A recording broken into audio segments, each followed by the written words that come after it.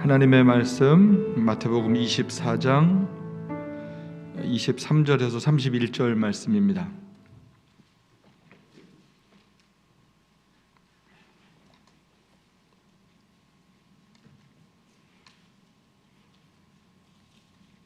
마태복음 24장 23절에서 31절 말씀, 여러분 가정에서 성경책 다 보시기 바랍니다. 제가 봉독합니다. 그때 사람이 너희에게 말하되 보라 그리스도가 여기 있다 혹 저기 있다 하여도 믿지 말라.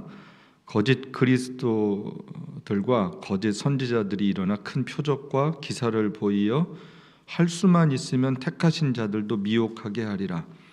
보라 내가 너희에게 미리 말하였노라. 그러면 사람들이 너희에게 말하되 보라 그리스도가 광야에 있다 하여도 나가지 말고 보라 골방에 있다 하여도 믿지 말라. 번개가 동편에서 나서 서편까지 번쩍임 같이 인자의 임함도 그러하리라. 죽음이 있는 곳에는 독수리들이 모일지니라. 그날 환난 후에 즉시 해가 어두워지며 달이 빛을 내지 아니하며 별들이 하늘에서 떨어지며 하늘의 권능들이 흔들리리라. 그때 인자의 징조가 하늘에서 보이겠고 그때 땅의 모든 족속들이 통곡하며 그들이 인자가 구름을 타고 능력과 큰 영광으로 오는 것을 보리라. 저가 큰 나팔 소리와 함께 천사들을 보내리니 저희가 그 택하신 자들을 하늘 이 끝에서 저 끝까지 사방에서 모으리라. 아멘. 오늘은 사도신경 13번째로 산자와 죽은 자의 심판이라는 그런 제목이에요. 또한 본문이 마태복음 25장인데 마태복음 25장 31절 34절 말씀을 보면 이렇게 되어 있어요. 인자가 자기 영광으로 모든 천사와 함께 올 때에 자기 영광의 보좌에 앉으리니 모든 민족을 그 앞에 모으고 각각 구분하여 하기를 목자가 양과 염소를 구분하는 것 같이 하여 양은 그 오른편에 염소는 왼편에 두리라. 그때 임금이 그 오른편에 있는 자들에게 이르되 내 아버지께 복을 받을 자들이여 나와 창세로부터 너희를 위하여 예비된 나라를 상속받으라. 오늘은 이제 산자와 죽은 자에 대한 말씀인데, 산자와 죽은 자를 심판하러 오시기 전에 지금 예수님 어디 계신 거예요? 지난주에 하나님 보좌 우편에 계시다는 것 말씀을 드렸어요. 하나님 우편에 앉아 계시다가 지난주 걸 한번 다시 여러분 생각해 보세요. 우리 사도신경이 쭉 이어지기 때문에 예수님께서 승천하신 이후에 하나님 보좌에 앉은다라는 거에 대해서 저 말씀을 나눴어요. 하나님이 영이신데 어떻게 앉을까? 그럼 쓸까? 누우실까? 그런데 이것은 하나님은 영으로 계시기 때문에 우리 사람들이 잘 이해할 수 있도록 그렇게 설명을 한, 표현을 한 은유적인 방법이었죠. 그래서 하나님 보좌, 하나님의 통치하시는 곳, 그곳에 예수님께서 앉아 계신다. 그래서 하나님이 앉으신다라는 것은 신인 동형론적인 표현이었다라고 제가 말씀을 드렸어요. 그럼 예수님이 하나님이 앉으셨다라는 것은 하나님 보좌에서 함께 그 동등한 영광과 능력을 가지고 이 세상을 다스리신다, 통치하신다, 권위로 함께 하신다라는 그런 의미였습니다. 그리고 하나님께서 그 예수님을 통하여 이 세상을 지금 다스리시는데 하나님의 거룩한 능력으로 오늘도 이 세상을 통치하신다라는 거예요. 그래서 그 시간이라는 게 중요했어요. 예수님이 과거에 오셨고 앞으로 오실 거지만 지금이라는 시간 가운데 예수님은 세상을 다스리신다. 누구를 통하여서 세상을 다스리시는가? 하나님께서 택하신 피값으로 사신 성도 한 사람 한 사람을 부르셨죠. 모으셨죠. 그 모으신 공동체가 교회였습니다. 그 교회를 통해서 이 세상 가운데 하나님의 선함을 나타내시는 거예요. 하나님의 거룩함을 나타내시는 거예요. 그래서 교회와 하나님의 백성들에게 이 역사를 맡기셨다 해도 과언이 아닙니다. 다른 사람들이 세상을 바꾸는 게 아니고요. 우리 하나님의 백성들이 이 세상 속에 그리스도인으로 살아가는, 그래서 너희는 세상의 빛이다, 소금이다. 그게 우리의 존재 모습입니다. 세상 가운데 우리가 어떻게 살아야 되는가라는 거죠. 결국은 주님은 교회를 통하여서 또 교회에 하나님의 말씀을 주셔서 그 말씀을 통하여서 하나님의 백성들의 삶을 세상 사람들과 구별되게 하시는 거예요. 그리고 그들의 삶이 세상 사람들이 볼 때는 정말 이해가 가지 않지만 그 귀하고 거룩한 모습이 도전이 되는 거죠. 감동이 되는 거죠. 아, 나도 저들처럼 살 수 있을까? 나도 저들이 믿는 하나님을 믿어야 되겠다. 그런 마음들을 우리의 삶을 통해서 드러내는 게 빛과 소금 되는 거예요. 예수 믿었더니 잘 살더라, 예수 믿었더니 성공하더라, 예수 믿었더니 안 아프더라. 물론 그럴 수도 있어요. 그런데 하나님 나라는 그런 수준이 아니다라는 거예요. 그런 우리들의 욕심을 채워주고 우리들의 소원이 이루어주는 그런 나라가 아니라 하나님의 거룩한 속성들이 구원받은 하나님의 백성들을 통하여서 이 땅 가운데 보여지는 거예요. 실현되어지는 거예요. 그게 하나님의 거룩한 나라의 모습이었습니다. 그게 하나님께서 이 세상을 다스리시는, 통치하시는 모습이고, 그러니까 주님은 누구한테 늘 기대를 하시는 거예요. 교회와 하나님의 백성들을 기대하시죠. 그래서 하나님의 성령을 통하여서 하나님의 백성들에게 힘을 주시는 거예요. 은혜를 주시는 거예요. 능력을 주시는 거예요. 감당할 수 있도록 해주시는 거죠.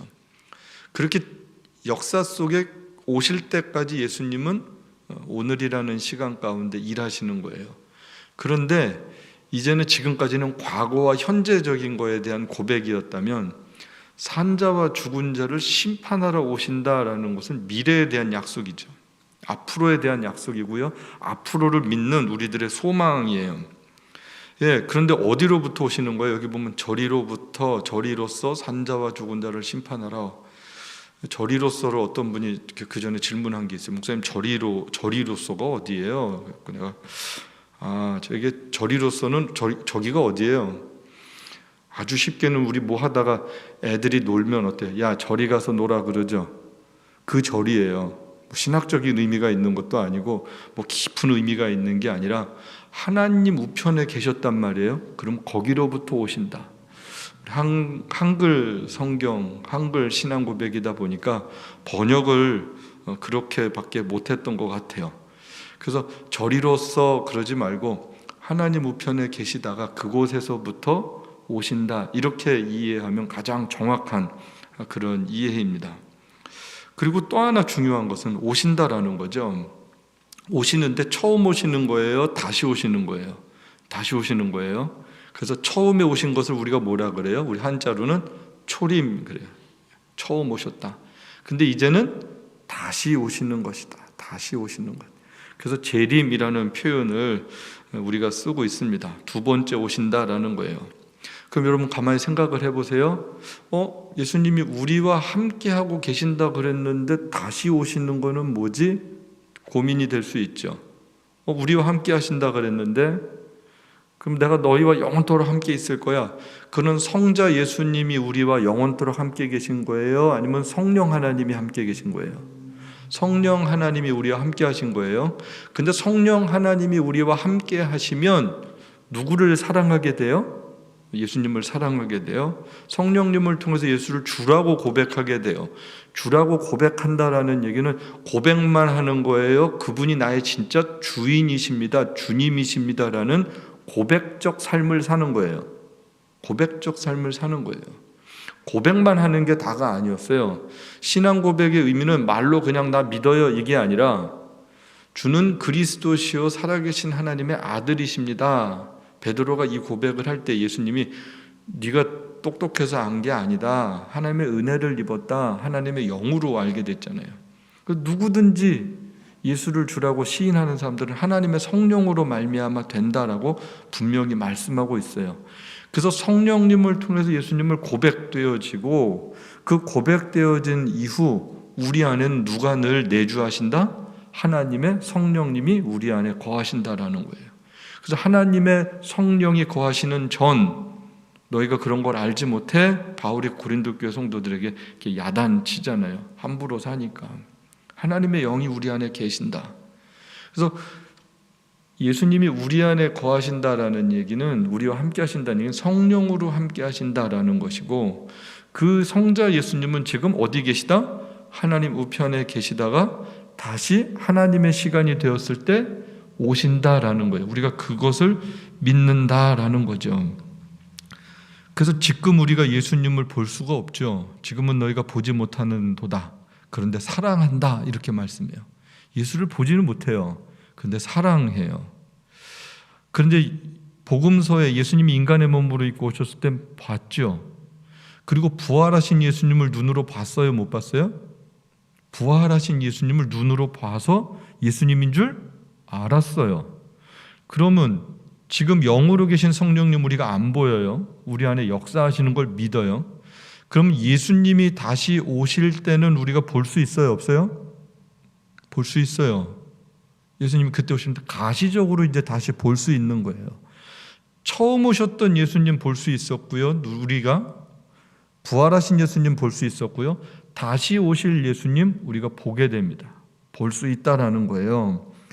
그리고 재림에 대해서는 성경이 계속해서 말씀을 하고 있어요. 재림에 대한 성경 구절 여러분 같이 한번 보실까요? 계시록 22장 12절 보라 내가 속히 오리니 내가 줄 상이 내게 있어 각 사람에게 그의 일한 대로 갚아주리라. 예수님이 오신다 그래요. 오실 때 뭘 주신대요? 상 주신대요. 그 사람대로 갚아주신대요. 1장 7절 봅니다. 보라 그분께서 구름들과 함께 오시느니라. 모든 눈이 그분을 보겠고 그분을 찌른 자들도 볼 것이요 땅의 모든 족속이 그분으로 인하여 통곡하리니 참으로 그러하리로다. 아멘. 예, 모든 눈이 그분을 본다 그러죠. 예수님을 핍박했던 사람들도 보는 거예요. 예수님을 믿고 사랑했던 사람들도 보는 거예요. 계속해서 보면 베드로후서 3장 10절 말씀 우리 계속 같이 봅니다. 이와 같이 그리스도도 많은 사람의 죄를 담당하시려고 단번에 들이신 바 되었고 구원에 이르게 하기 위하여 죄와 상관없이 자기를 바라는 자들에게 두 번째 나타나시리라. 예, 자기를 바라는 자들에게 두 번째 나타나신다. 재림에 대한 말씀이 골로새서 3장 4절 우리 생명이신 그리스도께서 나타나실 그때 너희도 그와 함께 영광 중에 나타나리라. 예, 예수님이 다시 나타나시고 우리도 그분의 영광에 함께 참여할 것에 대해서 말씀하고 있습니다. 성경은요, 예수님이 오시는 거에 대해서 굉장히 많은 부분들을 말씀해요. 제가 다 기록하지 않았는데 골로새서 3장, 사도행전 여러분 계속해서요. 성경은요. 아주 중요하게 주님이 다시 오시는 거에 대해서 분명하게 말씀을 하고 있습니다. 그래서 여러분들이 생각할 때 예수님이 다시 오신다. 정말로 예수님이 다시 오시는 거에 대해서 내가 정말 믿고 있는가? 여러분 우리들의 신앙 고백에 있어서 정말 소중한 게 뭐라고요? 다 이루어졌는데 하나 남은 게 예수님 다시 오신다라는 거예요. 우리 아까 찬양했어요. 마라나타 주 예수여 어서 오시옵소서. 여러분 근데 어떠세요? 진짜 마라나타 주 예수여 어서 오시옵소서 노래만 했어요? 진짜로 기다리세요? 우리가요 재림을 믿는다고 그러고 재림을 기다린다 그러는데 진짜로 그 주 예수님 어서 오시옵소서라고 우리가 얼마나 고백하고 사는가라는 거예요. 그리고 정말 기다리는가. 결혼을 앞둔 신부나 신랑들이 그 날을 정말 기다리지 않겠어요? 그 성경이요 신부가 신랑을 기다리는 것처럼 기다리는 거에 대해서 성경은 늘 말씀하고 있거든요. 그런데 이 시대 그리스도인 저도 이 말씀을 준비하면서 이걸 교리적으로 가르쳐 드리는 것 말고 제가 정말로 주님을 얼마나 기다리고 있는가, 그 나라를 얼마나 소망하고 사랑하고 있는가 그런 생각을 이렇게 많이 해보게 됐어요. 제가 기다리지 않으면서 여러분들한테 기다리라 그러면 그거 사기잖아요. 그거 가짜잖아요. 제가 그 나라를 막 소망하지 않으면서 여러분 우리 천국이 있습니다 이 얘기를 하면 아무 힘도 없거든요. 설득력도 없거든요. 그거는 뭐 하나님도 아시지만 듣는 사람이 다 알아요. 금방 알아요. 우리의 찬송이 마라나타 주 예수여 어서 오시옵소서를 아무리 목청 높여서 해도 우리의 삶에 그 나라를 소망하고 바라봄이 없다면, 진짜로 그 나라를 막 고대하지 않는다면 우리들의 신앙이 공허하다라는 거예요. 여러분, 왜 이 시대에 예수님 믿는 사람들의 신앙이 종말을 산다 그러면서 자꾸 왜 현재적 삶을 살고 과거에 매여서 살까요? 많은 그리스도인들이 과거를 삽니다. 나 옛날에 뭐 했고, 옛날에 이렇게 했고 저렇게 했고, 또 지금의 현실을 가지고 이기질 못하는 거예요. 왜 그럴까? 왜? 진짜로 주님 오시는 거에 대한 실감들이 잘 안 난다라는 거죠. 그런데 분명히 말씀하고 있습니다. 성경은요, 예수님이 오시기 전에 나타날 일들에 대해서 오신다라는 것만큼 굉장히 소상하게 오시기 전의 일들에 대해서도 말씀하거든요. 근데 이게 어떻게 보면 2000년 동안 반복되었던 일들이에요. 근데 보면 마태복음 24장에도 보면 많은 사람들이 내 이름으로 와서 이르되 나는 뭐다? 그리스도다. 여러분, 역사 속에 자기가 예수라고 그러는 사람 진짜 많았잖아요. 한국에도 굉장히 많잖아요. 지금도 있잖아요. 별로 이단들이 다 있죠. 온 세상에 난리들이 나는 거예요. 민족이 민족을, 나라가 나라가 대적하여 일어나겠고, 그곳에 기근과 지진이 일어나고, 역사 속에 계속해서 있었어요. 이제 점점 심해지고는 있죠. 민족, 옛날엔 민족 개념이 있었다가 언제부턴간 역사 속에 나라 개념이 있습니다. 그렇죠? 1500년대 이때까지, 그 이전에도 보면 유럽도 그렇고 다 민족주의예요. 다 족 그러잖아요. 지금도 아시아 같은 경우도 다 족속이잖아요. 중동도 보면 다 족속이잖아요. 그 족속 단위로 있어요. 그리고 부족을 해요. 선교를 할 때도 미전도 종족 이렇게 얘기를 해요. 얼마나 많은 부족이 전 세계에 있느냐. 나라는 260개지만 부족으로 치면 8,000 이렇게 더 작게도 보면 더 크게도 얘기를 하거든요. 종족들, 근데 늘 싸우고 갈등한다라는 거죠. 기근도 나고 지진도 나고 무서운 일들이 있어요. 누가복음 21장 11절은 곳곳에 큰 지진, 기근, 전염병이 있겠고 무서운 일과 하늘의 징조들이 있다. 그냥 지진이 있고 큰 지진이 있습니다. 역사 속에 진도 7 이상, 8 이상, 최근에 있는 일들이잖아요. 지금 일어나는 어떤 자연재해들은 과거의 수치들을 넘어가는 거란 말이에요. 우리 오레곤에도 저번에서 있던 산불들이 그 측량 기계를 넘어갔잖아요. 500이 넘어갔단 말이에요. 측정을 못하는 거예요. 500까지를 측정했대요. 근데 그걸 넘어가 버리면 측량이 안 되는 거예요. 지진? 예, 측량 안 되는 지진들이 있고요. 어마어마한 재난들이 일어나죠. 전염병들이 굉장히 많았습니다. 역사 속에 3세기 때도 있었고요. 스페인에서 일어나서 스페인 독감도 있었고, 정말로 많은 사람들이 죽어나갔어요. 로마 당시에는 4분의 1의 숫자가 죽어나갔습니다. 근데 그럴 때마다, 그 전염병이 크게 일어날 때마다 전염병 이후에 세워지는 게 있었어요. 힘을 얻는 단체들이 있었어요. 교회였습니다. 그 자료들을 한번 정리해서 제가 나눌 텐데, 아주 초기에도 굉장히 심한 전염병들로 인해서 사람들의 마음들이 피폐해지고 상심하고 그럴 때 교회들이 달랐던 거예요. 교회들이 달랐다라는 얘기는 그리스도인들의 삶의 태도들이 달랐답니다. 그 당시의 사료들을 보면 의연한 거예요. 자기 거 막 챙기고 욕심 부리지 않는 거예요. 나만 살겠다고 사재기하지 않았다라는 거예요. 힘들고 어려운 사람들을 위해서 나누고 베푸는 일들이 있었다라는 거예요. 그리스도가 오시기 전에 세상은 피폐하고 재난이 일어나고 난리가 나고 사랑이 식어지고 별일들이 다 있는데, 그럼에도 불구하고 하나님의 백성들의 삶의 태도가 달랐다라는 거예요. 그 일로 인하여서요, 그런 어마어마한 재난들이 있었던 다음에 오히려 교회들이 세워지는 일들이 있었습니다. 하나님의 백성들이 힘을 얻고 용기를 얻는 일들이 있었다라는 거죠. 여러분, 지금도 전염병이 안 끝나고 언제 끝날지 모르잖아요. 그래서 하나님은 이런 세상 가운데 다시 오실 주님의 나라를 바라보고 소망 가운데 믿는다면 우리는 어떤 태도를 가지고 살아야 되느냐라는 거예요. 마지막에 이런 일들이 있다라고 지금 성경은 말씀하거든요. 두려운 일이 있는 거예요. 재난이 있는 거예요. 전염병이 있는 거예요. 이게 새로운 일이 아니고요. 그냥 이제 망할 때가 됐나 보다, 그냥 이런 수준이 아니라 역사 속에 늘 그런 일들이 있었습니다. 그 이야기는 이 세상은 뭐예요? 곧 멸망한다라는 거예요. 이 세상은 종말을 기다릴 수밖에 없다라는 거예요. 그 종말에 우리의 기다림은 그리스도께서 오셔서 정말로 하나님의 의와 희락과 화평의 나라를 완성하는, 회복시키는 그 나라, 그때를 기다린다라는 거죠. 그럼에도 불구하고 사람들은요, 이런 일들이 있음에도 불구하고 어떤 일들이 나타나는 거예요. 사람들은요, 놀랍게도요, 처음에는 놀라는데 어때요? 금방 일상을 삽니다. 뭐 지금 6개월 지났잖아요. 근데 어떠세요? 대부분 처음에 막 놀랬고 그랬는데, 제가 보니까 이제는 뭐 식당을 안 가고 교회 안 가고 많은 사람들이 모인 데는 안 가지만, 많이는 안 다니지만 자기 하던 일로 다 돌아갔어요. 집에서 일을 하는 것뿐이고 다 무슨 일들을 하든 그냥 일상으로 조금씩 돌아가고 있어요. 근데 성경이요, 이 부분에 대해서도 굉장하게 이게 말씀을 해주세요. 마태복음 24장 38절 41절 같이 봅니다.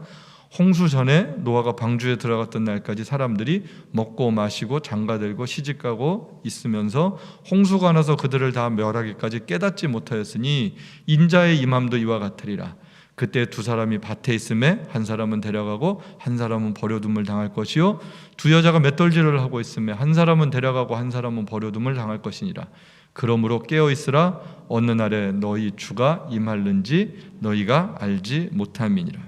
이게 노아 때 얘기를 해주고 있어요. 마지막 때, 마태복음 24장은 이 세상의 마지막 때에 대한 말씀이거든요. 24장부터.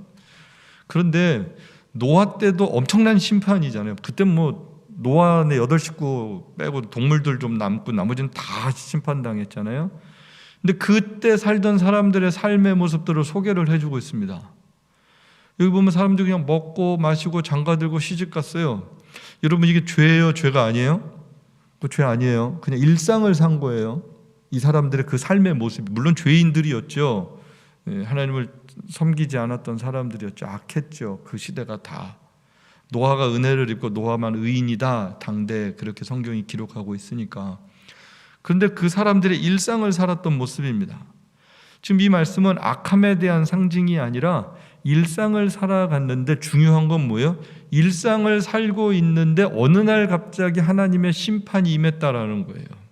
그냥 하루하루 살았어요. 나 살던 대로 살았는데 어느 날 갑자기 비가 오더니 홍수가 나더니 심판이 임했다. 예, 지금 우리 일상을 살고 있단 말이에요. 근데 조금씩 징조들이 있어요. 계속해서 있는 거예요. 근데 그냥 그런가 보다, 또 여기서 무슨 일이 있나 보다 그러고 살았어요. 그게 꼭 노아 홍수 때 비가 온 것 같은 거예요. 계속 오리라고는 생각하지 못했겠죠. 물이 닥찰이라고 생각하지 못했겠죠. 그렇듯이 오늘도 우리가 그렇게 일상을 그냥 살고 있는 거예요. 설마 하다가 괜찮아지겠지, 백신이 나오겠지, 다 잠잠해지겠지. 근데 그렇게 살다가 어느 날 주님이 오신다라고 성경이 지금 말씀하고 있어요. 여러분 믿으세요? 믿으셔야 돼요. 주님이 다시 오신다라는, 우리는 일상을 살고 있는데 주님이 오신다라고 지금 성경이 분명하게 말씀을 하고 있어요. 예, 우리 실감해야 되는 그런 말씀입니다. 그러면 예수님이 다시 오신다. 그럴 때 무슨 일이 있는가? 이제 오늘 보면 산자와 죽은 자를 심판하신다라는 건데요.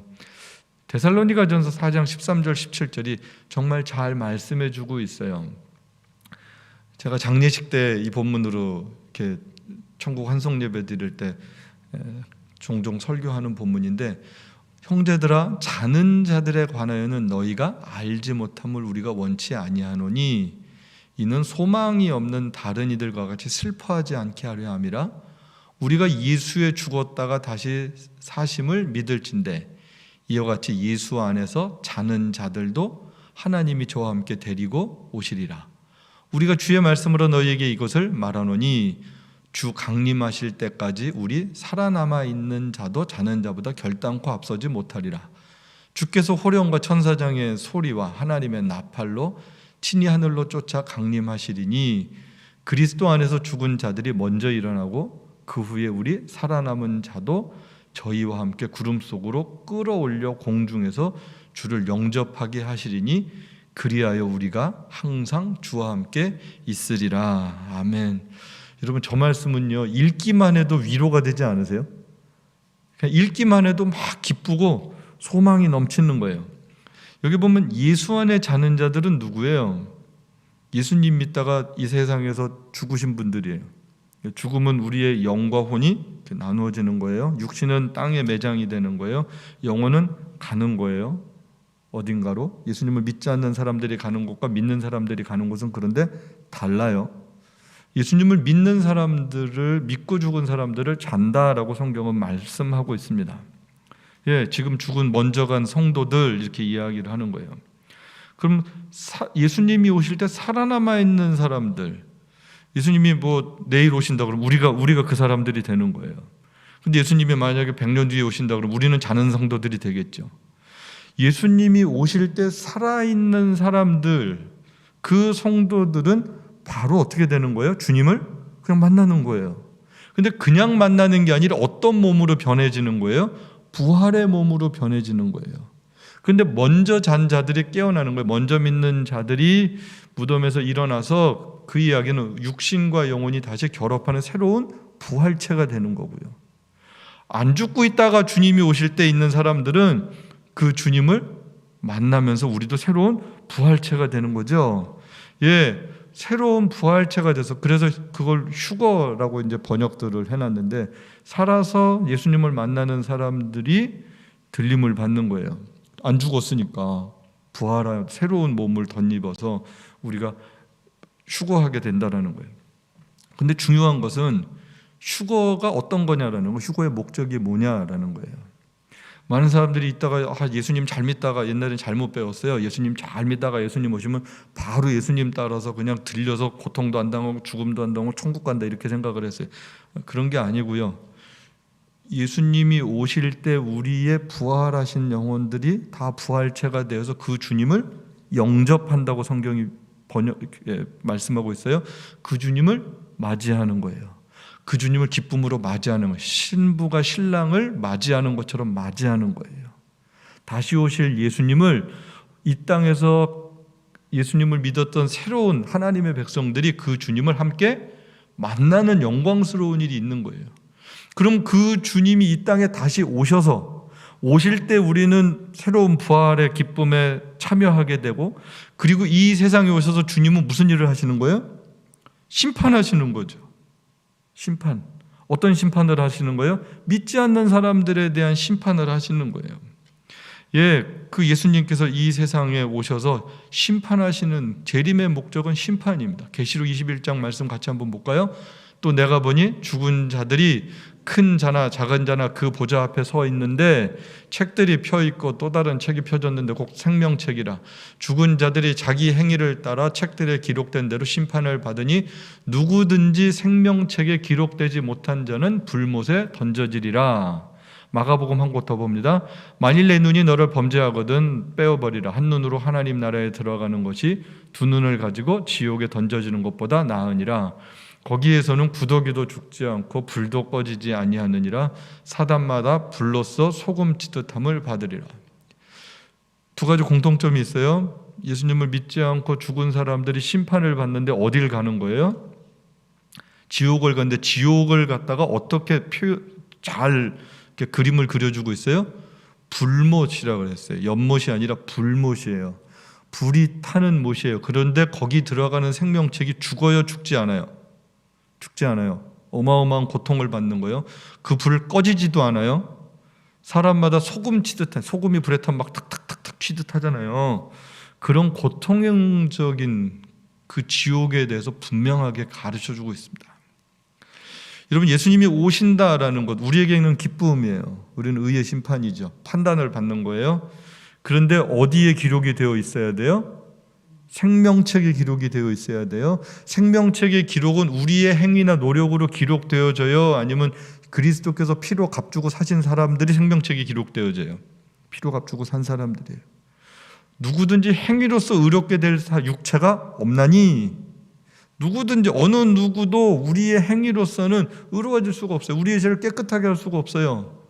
그리스도께서 심판의 왕으로 오셨다는 얘기는 그리스도의 십자가 부활의 은혜를 덧입은 사람들을 구원하기 위해서 오셨다라는 거예요.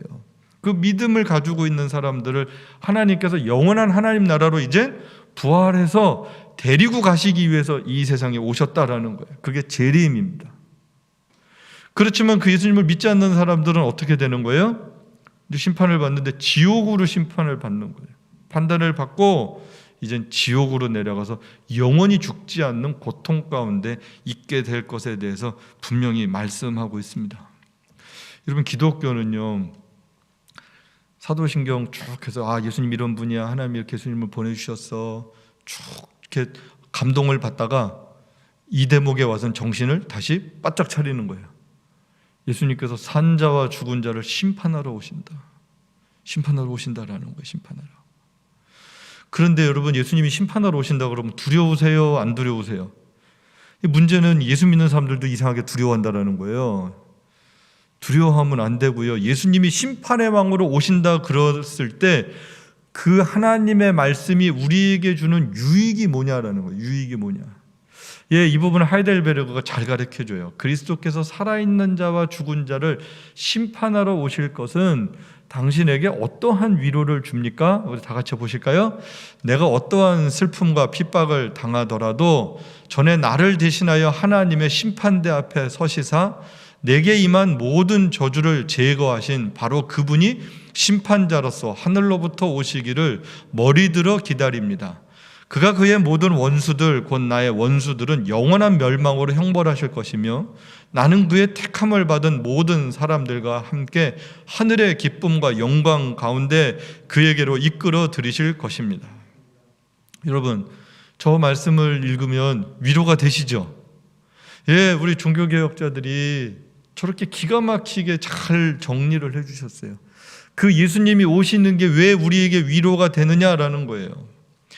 나를 대신해서 심판받으신 그 주님, 그래서 나는 더 이상 그 심판을 받지 않아도 되었죠. 그 주님이 오신다라는 거예요. 나 대신 심판받으신 주님이 오셨는데 그 주님이 무섭겠어요? 안 무섭죠. 이미 다 받으셨어요. 값을 다 치르셨어요. 우리와는 그런 것 가지고 얘기할 게 하나도 남아있지 않다라는 거예요. 여러분 믿습니까? 예수님은요, 우리의 죄를 가지고 얘기하러 오신 게 아니다라는 거예요. 그분은 우리를 구원하기 위해서 오신다라는 거예요. 하지만 원수들, 사탄들, 악한 귀신들, 예수님을 핍박했던 사람들, 이 사람들, 그 악의 모든 세력들은 이젠 영원하게 하나님의 지옥의 심판 가운데 떨어지게 된다라는 거죠. 여러분, 그러면 주님이 오시는 게 이제 기다려지세요? 안 기다려지세요? 기다려주셔야죠. 기다려주셔야죠. 그날이 기다려져야 되고요. 그날이 소망 가운데 있어야 되고요. 매일매일 눈을 뜨면 주 예수여 어서 오시옵소서가 사실은 그게 우리의 첫 번째 노래가 돼야 돼요. 주님 사랑합니다. 주님 다시 오시옵소서. 그러면 예수님께서 초림하셨어요. 이제 재림하셔요. 그 가운데 우리 하나님의 백성들이 사는 거잖아요. 아주 쉽게는 내가 태어나서 죽을 때까지 사는 거잖아요. 예수님 다시 만날 때까지. 그럼 그 만날 때까지 우리는 어떻게 살아야 되는가라는 거예요. 이 역사는 어떤가? 그런데 이 역사는 주님 오실 때까지 쉬워요? 쉽지 않아요? 쉽지 않아요. 한 번도 기독교가 막 전 세계를 그랬죠. 잠깐 역사 속에 중세 때 그랬지만 그때는 오히려 기독교적인 모습을 금방 잃어버렸죠. 상실했죠. 교회는요, 이 세상 가운데 하나님 나라를 세우는데 세상적인 방법이라든지 물리적인 방법으로 세워지는 나라가 절대로 아닙니다. 그래서 무슨 국가가 기독교 국가라든지 기독교 도시라든지 이렇게 표현하는 것 자체가 비성경적인 말이에요. 기독교인들이 많은 나라일 수는 있어요. 교회가 많은 나라일 수는 있어요. 핍박을 안 받는 나라일 수 있어요. 쉽게 예배를 드리고 자유롭게 하나님을 섬길 수 있는 나라는 있어요. 그러나 기독교 국가는 존재하지 않아요. 하나님의 백성만 있어요. 하나님의 교회만 있습니다. 그들을 통하여서 그 세상 가운데 하나님의 뜻이 실현되어진다라는 거예요. 그걸 자꾸 잊어버리고 우린 자꾸 기독교 국가를 만들려고 노력들을 해요. 그래서 기독교 정당들을 만들려고 그랬고요. 그런데 다 실패했습니다. 그 하나님 기뻐하시는 일들이 아니에요. 정치의 목적은 뭐예요? 정권 창출이에요. 권력을 잡는 거예요. 권력을 갖게 되면 사람이 선해져요? 악해져요? 악해져요. 부자가 됐더니 참 하나님 잘 섬겨요? 아니면 잘 못 섬겨요? 잘 못 섬겨요. 기업은 기독교 기업? 기독교인이 기독교 정신으로 하고 싶은 기업들은 있을 수 있어요. 기업의 목적은 뭐예요? 이윤 추구예요. 돈 많이 버는 거예요. 돈을 가지고 하나님을 잘 섬기겠다? 아니요. 성경은 그렇게 말하지 않아요. 하나님과 재물을 겸하여 섬길 수 없어요. 그게 우리의 가치가 돼서는 안 된다라는 거예요. 그냥 우리에게 주어진 시간, 주어진 삶, 내 주어진 환경, 내 삶의 자리가 내가 하나님을 사랑하고 예배하고 다시 오실 주님을 만나는 매일매일의 그런 자리가 될 때, 그게 삶의 예배가 될 때 그 사람들을 통해서 하나님의 뜻은 실현되어진다라는 거예요. 그래서 이 역사는요, 보면 교회가 핍박받았을 때도 있고 교회가 조금 형통하고 평안할 때도 있었고요. 또 그리스도인들의 삶들이 조금 쉬울 때도 있었고 어려울 때도 있었고 고난 가운데 있을 때도 있었고, 이게요 반복적이에요. 나라마다 지역마다 시대마다 이게 다 달라요. 근데 그렇게 흘러가는 거예요. 근데 그런 역사가 막 이렇게 들쑥날쑥하지만 선명하게 한 줄이 쫙 흘러가는 게 있어요. 그게 진리를 따라 사는 사람들이 빛이 살아가는 거예요. 그 빛 하나가 찬란한 거예요. 선명한 거예요. 그 빛은 크지 않아요. 그 빛이 막 광대하게 비춰지는 빛이 아니라 선명하게 진리를 가지고 씨름하는 사람들을 통해서 빛나는, 오염되지 않는, 퇴색되지 않는 그런 빛입니다. 그래서 교회와 성도는요, 빛으로 승부를 하는 거란 말이에요. 진리 싸움을 하는 데지 다 누가 더 많이 모이냐, 뭐 큰 일을 하냐, 그런 게 아닌 거죠. 종말을 산다라는 얘기는 내가 빛으로 살겠다라는 얘기고요. 주님을 다시 주님 오실 길을 사모한다라는 얘기는 내가 빛으로 살다가 그 주님 만나겠습니다라는 위대한 믿음의 고백입니다. 그러니까요, 세상이 어떠냐 저러냐, 어저께도 미국도 보니까 뭐 대통령 그 후보자들이 나서 막 토론들을 하잖아요. 잘 못 알아들어도 보면 분위기가 나쁘죠. 우리가 영어를 잘 못해서 잘 못 알아듣지만 우리의 자녀들과 웃으면서 자랑스럽게 볼 수 있는 내용들이 아니란 말이에요. 부끄럽단 말이에요. 근데 그 부끄러운 토론을 이렇게 보다가 내가 저길 누굴 지지해야지, 누군 안 지지해야지 미워하고 싸우고 그럴 일이 하나도 없어요. 그 부끄러운 일이에요. 기독교인들이 안타까운 마음으로 기도를 해야 되는 거예요. 안타까운 마음으로 기도를 하고, 하나님, 저 그룹들 안에도 종말을 살아가는 하나님의 백성들이 있을 텐데 그들에게 하나님 은혜를 주셔서 저 지저분한 그 통과 그 안에서도 빛을 발할 수 있는 누군가가 있도록 하나님 긍휼을 베풀어 주옵소서. 그 기도가 나와야 되는 거고요. 하나님, 그들이 못하면 우리가 할 수 있도록 하나님 우리에게 힘을 주옵소서. 나에게 힘을 주옵소서. 막 세상을 위대하게 바꿀 게 아니라 그냥 내 가정에서, 내 일터에서, 내 자리에서 나라도 선명한 빛을 비치며 살 수 있도록 하나님 은혜를 베풀어 주옵소서. 이 기도를 하고 살아가는 사람들이 종말의 그리스도인으로 살아가는 사람들입니다. 예, 역사는, 세상은 늘 혼란해요. 복잡해요. 답을 자꾸 찾는데 답이 없어요. 내가 좋은 세상을 만들겠다 그러는데 그러지 않아요. 모든 지도자들은 다 자기 그룹, 자기 나라, 예, 자기 정당, 자기 집단 이기주의를 늘 추구할 수밖에 없습니다. 하나님의 백성들만 집단 이기주의가 되지 않는 거죠. 나누는 거죠. 베푸는 거죠. 희생하고 양보하는 거죠. 높아지는 게 아니라 낮아지는 거죠. 다른 세계를 살아가는 거예요. 세상 사람들이 봐서는 이해가 안 되는. 왜 우리가 그렇게 살 수 있는 거예요? 그 힘이 어디 있는 거예요? 주님 다시 오시면 모든 것이 정리가 되니까. 그걸 믿기에 우린 종말의 그리스도인으로 살 수 있다라는 것입니다. 그래서 데살로니가 후서 2장은 이런 말씀이 있어요. 제가 읽어드릴게요. 여러분 들으세요. 형제 여러분, 우리 주 예수 그리스도께서 다시 오시는 것과 우리가 그분 앞에 함께 모이는 것에 대해서 말하겠습니다. 여러분은 하나님에게서 계시나 특별한 말씀을 받았다거나 우리가 보내는 위조 편지를 가지고 있는 사람들이 주님의 날이 벌써 왔다고 하더라도 흔들리거나 두려워하지 마십시오. 누가 뭐라 해도 속지 마십시오. 하나님께서는 처음부터 여러분을 선택하여 성령으로 거룩하게 하시고 진리를 믿어 구원을 받게 하셨습니다. 하나님이 이렇게 우리에게 전한 기쁜 소식을 통해 여러분을 부르신 것은 우리 주 예수 그리스도의 영광에 여러분이 참여하도록 하기 위한 것입니다. 그러므로 여러분은 굳게 서서 우리가 말로나 편지로 가르쳐 준 것을 힘써 지키십시오. 데살로니가 후서 2장 13절부터 15절에 있는 말씀이에요. 성경은 이렇게 권면합니다. 종말에 대한 말씀을 하고 힘써서 지켜라, 믿음을 지켜라, 이렇게 가르쳐주고 있습니다. 여러분, 우리를 속이고 위협하고 거짓말로 우리의 마음을 빼앗는 것들이 아주 많을 것입니다. 근데 여러분, 힘써서 우리의 믿음을 잘 지키고 살다가 주님 기쁨으로 맞이하는 저와 여러분